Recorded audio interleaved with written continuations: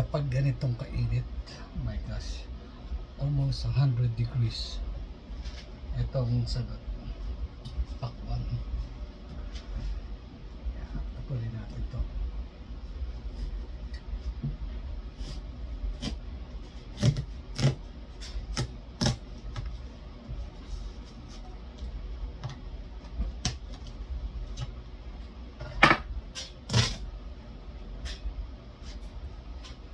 Siya red.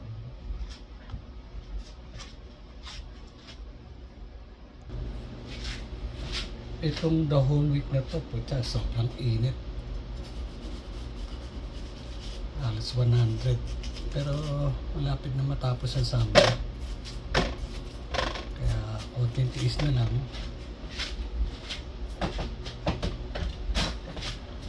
Pag-fold na, kaya medyo malamig na.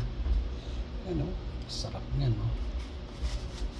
Panlaban sa ano, para hindi tayo ma-dehydrate. Pakwan ang sagot.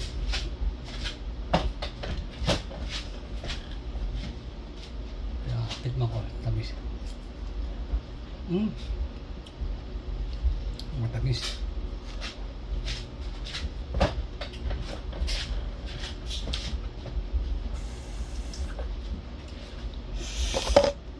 Sarap.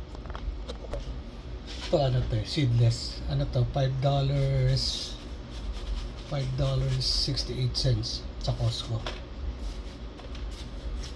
Yan. Yan tamis niya. So yung kalahati nito, nilagay ko sa ref para malamig. Yung kalahati, ito yung titirahin ko ngayong araw na to. Pero wag masyadong marami kumain ng pakwan dahil nakakataas din daw na sugar to. Kaya hinay-hinay lang. Meron kakilala, bumili siya ng pakwan.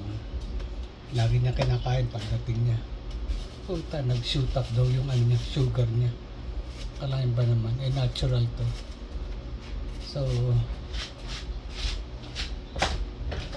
nung tinignan yung blood sugar niya, puta, nasa 700. Oh my God. Kaya ginawa niya, pinamigay niya na yung pakwan niya. Nadala. Ayan.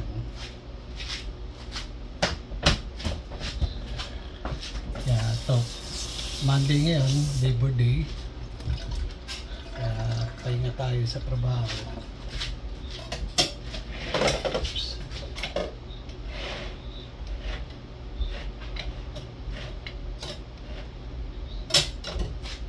Pahinga sa trabaho, bukas.